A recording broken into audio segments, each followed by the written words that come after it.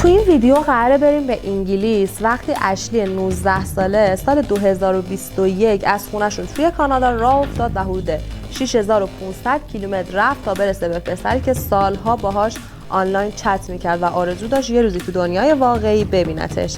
بریم ببینیم دوستیابی آنلاین چجوری میتونه تموم شه.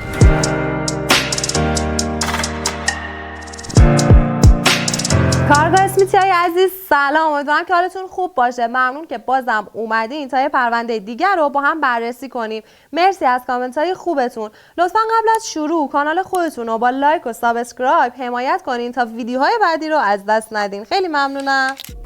اشلی واتسورس تو 25 ژوئیه 2002 در ورنون کانادا متولد شد. اون دومین دختر و آخرین فرزند کنت و کریستی بود. اشلی قصد داشت بعد از دبیرستان تحصیلاتش رو ادامه بده. اون عاشق وقت گذروندن با خانواده و دوستاش بود و به شدت به سفر علاقه داشت. همینطور به هنر و اسکی و شنا و تنیس. همه عمیقاً دوستش داشتن چون دختر خیلی شادی بود و آرزو داشت که شهرها و کشورهای دیگر رو ببینه و بیشتر از همه دلش می‌خواست از بریتانیا دیدن کنه که البته یه دلیل ویژه داشت. اشلی برخلاف همسن و سالای خودش گوشی هوشمند نداشت و از لپتاپ خانوادگی برای تماشای فعالیت‌های دوستا و همکلاسیاش در فضای مجازی استفاده می‌کرد. تو سال 2015 یکی از دوستاش اونو به صورت آنلاین با یه پسر انگلیسی به نام جک آشنا کرد. اون موقع اشلی 12 ساله و جک 16 ساله بود. چیزی که علاقه اشلی به جک رو بیشتر می‌کرد این بود که جک توی یه قاره دیگه زندگی می‌کرد و برای اشلی مثل پنجره‌ای بود به مکان‌های دور و ناشناخته. اون موقع جک با مادرش در چلسفورد زندگی می‌کرد که 1 ساعت با لندن فاصله داره.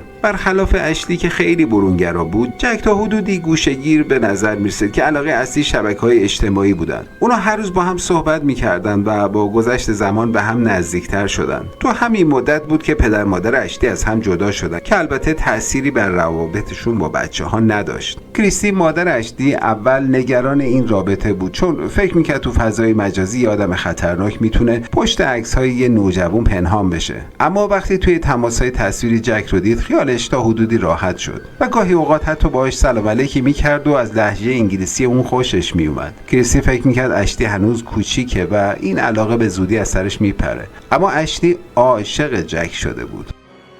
حدود 7 سال جک و اشلی برای هم پیام میفرستادن و فیس تایم میکردن. گاهی با هم دعواشون میشد اما دوباره آشتی میکردن. جک برای اشلی لباس، خرس عروسکی، جواهرات، کیف پول و گاهی پول میفرستاد.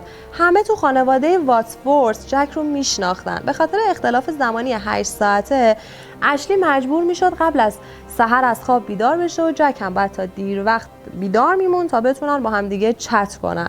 آرزوشون این بود که یه بار توی زندگی واقعی همدیگه رو ببینن. وقتی اشلی 15 ساله شد از مادرش خواست که به جک سر بزنه ولی جواب مادرش منفی شد. اشلی ناراحت شد اما ناامید نشد و گفت وقتی به سن بلوغ برسه خودش این کار رو میکنه. هرچی بزرگتر میشدن دعواهاشون بیشتر میشد. دلیل عمده‌ش هم حسادت جک بود که میترسید اشلی با یه پسری توی شهر خودشون دوست بشه. اشلی تلاش میکرد که متقاعدش کنه که واقعا دوستش داره اما با این حال یه وقتایی اشلی به این نتیجه میرسید که دیگه ارتباطش رو با جک قطع کنه. اما جک با یه اکانت جدید بهش پیام میداد یا با خواهرش یا دوستش تماس میگرفت تا بتونه با اشلی صحبت کنه. بعضی از دوستای اشلی فکر میکردن که جک خیلی غیرتیه ولی اشلی ازش دفاع میکرد و میگفت اون خیلی پرشور و هیجانه. بعضی وقتا هم دلیل دعواشون این بود که جک با یه دختر دیگه قرار میذاشت. تو همچین وقته اونا کات میکردن اما نمیتونستن دوری همو تحمل کنن و دوباره آشتی میکردن. جک علاوه بر شیفتگیش به شبکه‌های اجتماعی به خالکوبی هم علاقه زیادی داشت. تو اکتبر سال 2018 وقتی که 20 ساله بود و اون موقع اشلی هم 16 ساله شده بود با افتخار بازوش رو که اسم اشلی رو روش خالکوبی کرده بود رو به اون نشون داد تا فداکاری و جدیتش رو براش به نمایش بذاره و به اشلی هم گفت که اون حق نداره اسم جک رو خالکوبی کنه. با گذشت زمان رابطه جک و اشلی آروم آروم آشفته شد چون حتی از راه دور هم نشونهایی از کنترلگری تو رفتار جک دیده میشد. اما اشلی به خاطر سن کمش به این چیزا اهمیتی نمیداد. یه بار جک توی یکی از دعواهاشون با چاقو روی خالکوبی اسم اشلی خط کشید. اون موقع اشلی فکر کرد که این یه جور دیوونه بازیه برای اینکه نشون بده دوستش داره، ولی حواسش بود که بعضی از جزئیات رفتار جک رو به خانواده‌اش نگه و اونها رو پنهان کنه. تو سال 2020 وقتی که اشلی 18 ساله بود، طی یک اتفاق عجیب چند تا از زنایی که با جک قرار میذاشتن باهاش تماس میگیرن و میگن که جک نمیذاره اونا از خونه بیرون برن و معمولا باهاشون دعوا میکنه و از اشلی میخوان که با جک حرف بزنه و آرومش کنه.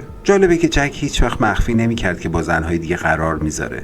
اشلی خیلی جوان‌تر از اونی بود که بفهمه جک یک متقلب ماهره. هر بار اشلی میخواست رابطه‌شون رو تموم کنه، جک صمیمانه عذرخواهی میکرد و میگفت تنها دختری که دوستش داره اشلیه.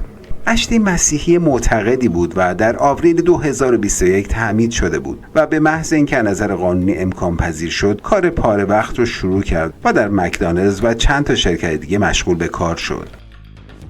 اولین چیزی که اشلی با پولهای خودش خرید یه آیپد بود تا دیگه مجبور نشه از لپتاپ خانوادگی برای چت کردن با جک استفاده کنه. حالا که به سن قانونی رسیده بود و حقوق خودشو داشت، بالاخره میتونست خودش تصمیم بگیره که رویاشو به واقعیت تبدیل کنه.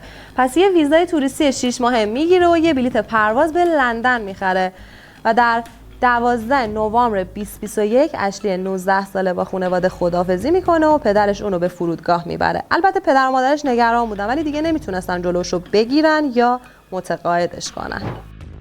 بعد از 7 سال ارتباط آنلاین و 10 ساعت پرواز، بالاخره این زوج در زندگی واقعی همدیگر ملاقات میکنن و این لحظه هیجان انگیزی برای هر دوشون بود. خانواده و دوستای اشلی عکسایی که جک و اشلی توی شبکه‌های اجتماعی میذاشتن رو تماشا میکردن و به نظرشون میرسید که اونا خیلی خوشحالن. اونا برای زندگی به خونه جک میرن. این داستان شبیه به یه افسانه به نظر میرسه و هیچکس به عشق اونا شک نداشت. اشلی عکس‌های از سفرهای مشترک خودشون رو با جک منتشر میکنه. اونا به جاهای زیادی سر میزنن و توی هر عکس زوج خوشبختی به نظر میرسیدن. زندگی واقعی جک همون چیزی بود که اشلی تصور میکرد. جک مهربون و احساساتی بود، گاهی هم عصبانی میشد و بد اخلاق. اونا تمام وقتشون رو با هم میگذروندن چون جک بیکار بود و مادرش که در همون نزدیکی‌ها زندگی میکرد خرج اونا رو تامین میکرد. اشلی آروم آروم متوجه میشه که جک هیچ دوستی نداره و زندگیش فقط رسانه‌های اجتماعی و یک کنسول بازی. جک خیلی زود اولین نشونهای رفتار کنترلی خودش رو نشون میده. وقتی که اشلی با یکی از همسایه‌ها صحبت میکنه و جک بهش میفهمونه که دیگه نباید این کار رو بکنه. این وضعیت برای اشلی خیلی عجیب بود چون خودش دوستای زیادی داشت و عادت نداشت که بیشتر وقتش رو توی خونه بگذرونه. قبل از اینکه اشلی از کانادا بره، یکی از دوستان کلیسا اونو با 2 تا از مبلغان آمریکایی آشنا میکنه که همسن و سال اشلی هستن و قرار همزمان با اشلی در چلمسفورد باشن، ولی جک اجازه نمیده که اشلی باشون ملاقات کنه و حتی بهش اجازه شرکت در مراسم یکشنبه کلیسا رو هم نمیده. برای همین اشلی یواشکی به اونا پیام میده و بعد مکالمات واتساپ رو حذف میکنه چون میدونه جک دائما تلفنش رو چک میکنه. رفتار جک هر روز بدتر میشه و 6 هفته بعد از اومدن اشلی برای اولین بار اونو میزنه. اشلی به مادر جک پیام میده و میگه چون 2 تا شماره بریتانیایی رو بلاک کرده بوده و جک حد زده که اونا شماره 2 تا مرد هستن، کتکش زده. مادر جک میگه این دلیل خوبی برای دراز کردن دست روی دختر نیست. اشلی کشور خارجی دور از خونه و خانواده با مردی تنها شده که مشکلات روانی زیادی رو تجربه میکنه.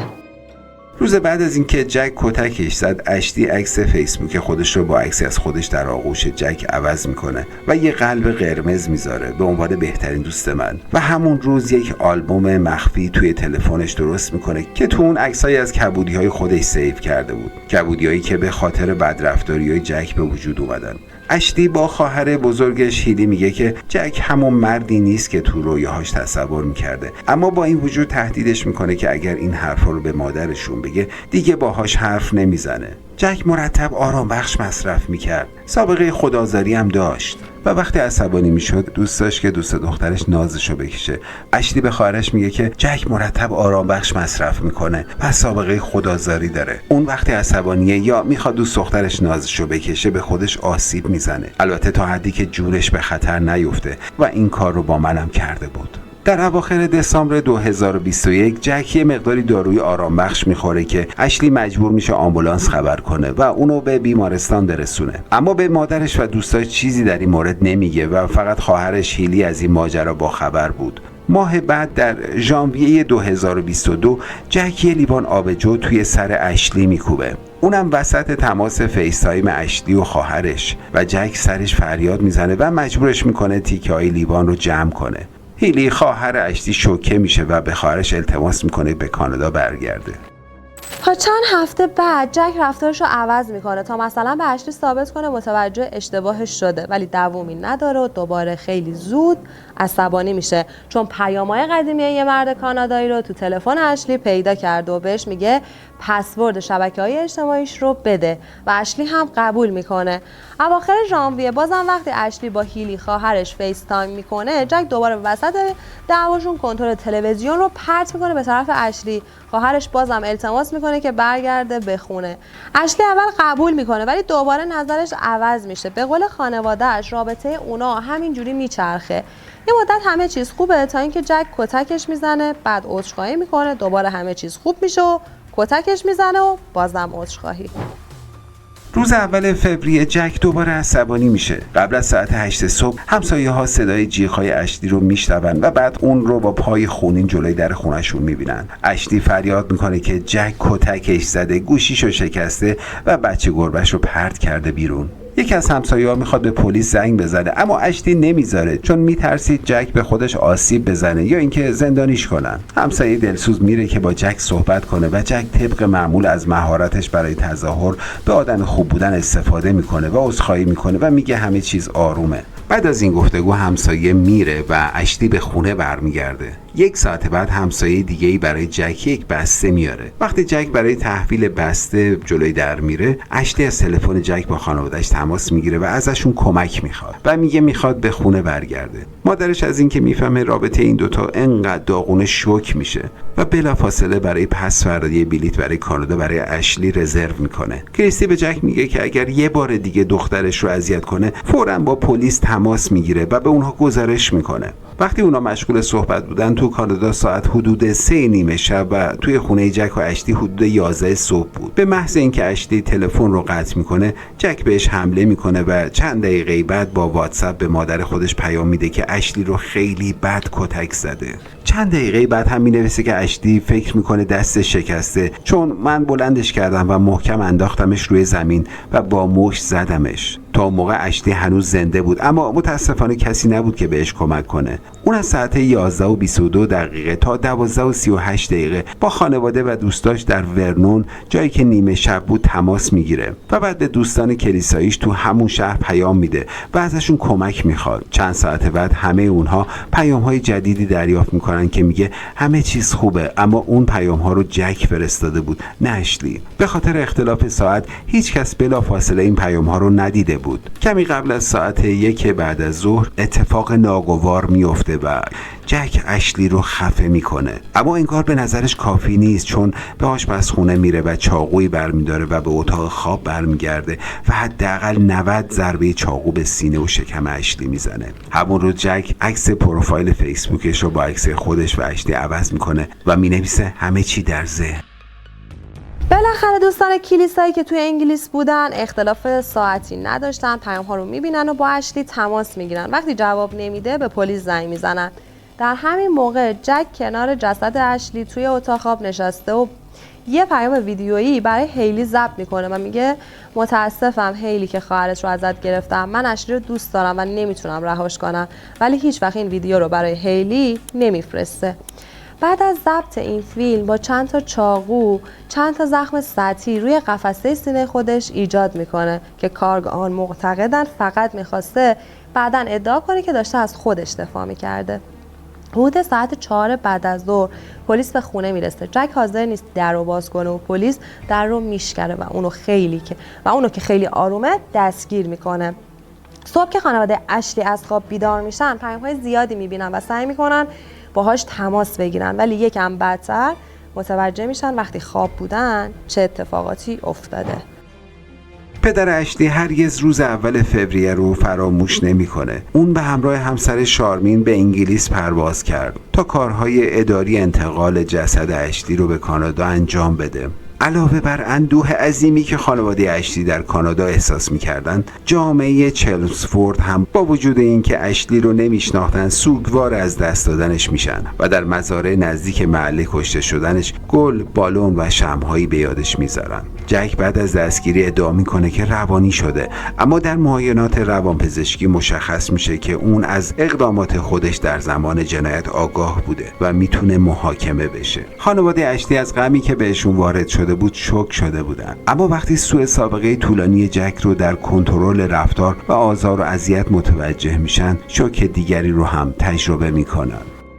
جک توی 15 سالگی با یه دختر 14 ساله آنلاین آشنا میشه و بدون اجازه ازش عکسای برهنه میگیره و وقتی کات میکنن اونا رو منتشر میکنه که در نهایت براش قرار منع تعقیب صادر میشه. بعد از مدتی جک دوباره به قربانی پیام میده و وقتی دختر پیامشو نادیده میگیره، جک که قصد عقب نشینی نداره دوباره بهش پیام میده و میگه لطفاً جوابمو بده، چون هیچ وقت از شر من خلاص نمیشی، حتی اگه به خاطرت زندان برم. به زودی میبینم تو هر کجا زندگی کنی میام سراغت. این اتفاق وقتی افتاده که 3 سال از رابطه جک و اشلی میگذشته. همون سال جک با مادرش سر ایکس باکس دعوا میکنه، اونو هول میده روی زمین و در از لوله ها جدا میکنه. چند وقت بعد دوباره پنجرهای خونه و شیشه های ماشین مادرش رو میشکنه و دادگاه اونو به 8 هفته زندان در کانون اصلاح و تربیت نوجوانان محکوم میکنه. ماه بعد به جرم تلاش برای ورود به خانه سالمندان به 21 روز زندان محکوم میشه. در مارس 2020 با یه زن توی فیسبوک آشنا میشه و زندگی مشترکی شروع میکنن، ولی این زن به سرعت میفهمه که جک مرد خطرناک و بسیار حسودیه که رفتارش قابل پیش بینی نیست. وقتی زن میگه که میخواد ترکش کنه، جک گلوشو فشار داده و اونو توی خونه زندانی کرده، اما زن تونسته از پنجره فرار کنه. یه حادثه مشابه دیگه هم با یه زن دیگه گزارش شده. جک در مجموع 12 جنایت مرتکب شده و تقریبا همه اونها خشونت خونگی بودن. پدر اشلی میگه که هیچ اطلاعی از سوء سابقه جک نداشته و احساس میکنه که بچه‌شو پیش گرگا فرستاده بوده. والدین اشلی از تمام پدر مادرها میخوان که از داستان دخترشون درس بگیرن و اگه چیزی درست نیست اقدام کنن و اگر میدونن دختر یا زنی در اطرافشون در موقعیت یا رابطه شبیه به اینه حتما با پلیس تماس بگیرن. مادرش میگه اشلی هیجان زده، زنده و سالم به انگلیس پرواز کرد، اما متاسفانه در یک تابوت به خونه برگشت. لطفاً همین حالا به روابط خشن و سمی و خطرناک خاتمه بدین. محاکمه در سپتامبر 2022 آغاز میشه. پرونده دادستانی شامل شهادت شاهدان از همسایگان و دوستان بود که جزئیات رفتار جک و وقایع منجر به قتل رو شرح میدادن. این مدارک شامل پیام‌های صوتی که اشلی برای دوستاش فرستاده بود هم میشد و توی اونا گفته بود که جک اونو میکشه. در 10 اکتبر سال 2022 دادگاه جک رو به حبس ابد محکوم میکنه و اون بعد از 23 سال و نیم حق درخواست آزادی مشروط داشت. جک از طریق وکلای خودش یه یادداشت عذرخواهی به والدین اشلی میده، اما اونا باور نمی‌کردن که جک از کارش پشیمون شده باشه. خب کارگاه اسمیتی‌های عزیزان و نازنینم، پرونده تلخ و دردناک امروز هم تموم شد. میتونید نظرتون رو در مورد این پرونده یا تجربیاتتون رو از روابط سمی با آدم‌های کنترلگر کامنت کنید. ممنونم که تا این لحظه منو همراهی کردین. لطفاً لایک و سابسکرایب کانال رو فراموش نکنید تا برنامه بعدی و پرونده جنجالی دیگه همتون رو به خدای بزرگ میسپارم. خدا حافظ.